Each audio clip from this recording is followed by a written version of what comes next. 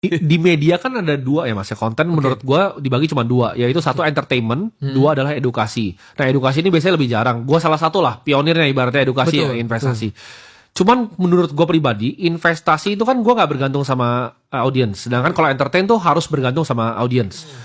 Ini kan sulit mas untuk bisa survive ibaratnya di sini. Di investasi? Di entertainment maksudnya. Karena kan banyak anak-anak muda jago, banyak entertain di luar yang jago juga. Nah gimana caranya lu survive selama ini? Kan udah lumayan lama berarti kan? Lumayan, berarti kalau dari 2012, udah lama sekali, belasan tahun lah. Udah belasan tahun. Menurutku, aku masih percaya ada orang yang bosan juga.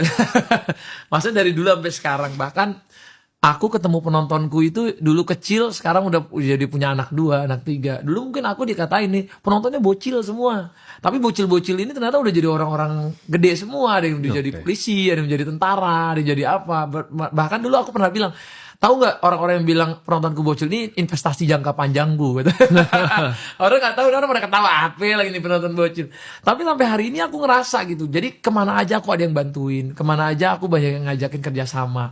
Karena ternyata mereka dari dulu kecil buang gue terinspirasi segala macam. Mungkin ada salah satu yang ikut Akademi Kripto juga namanya Mas Suli. Jadi kemarin di podcast dia nunjukin, bang dulu aku yang minta foto sama abang. Dilihatin foto dia masih kecil.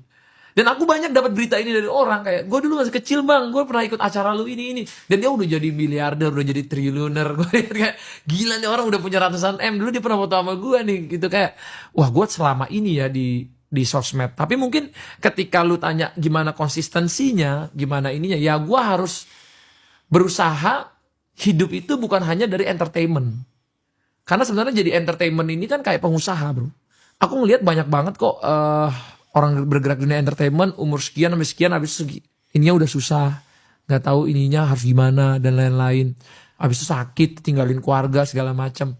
Nah dari awal ketika aku masuk ke entertainment, aku tuh nggak pernah nge-brandingin aku tuh penyanyi, aku tuh aktor, aku tuh apa, nggak pernah mas. Tapi aku selalu nge-brandingin di IG ku I'm entrepreneur. Jadi kalau kamu ngelihat aku lagi di musik, lagi DJ, itu part of aku jadi entrepreneur. Kamu ngelihat aku di misalnya di film, entah itu jadi produser atau jadi director atau jadi main, itu part of aku lagi jadi entrepreneur.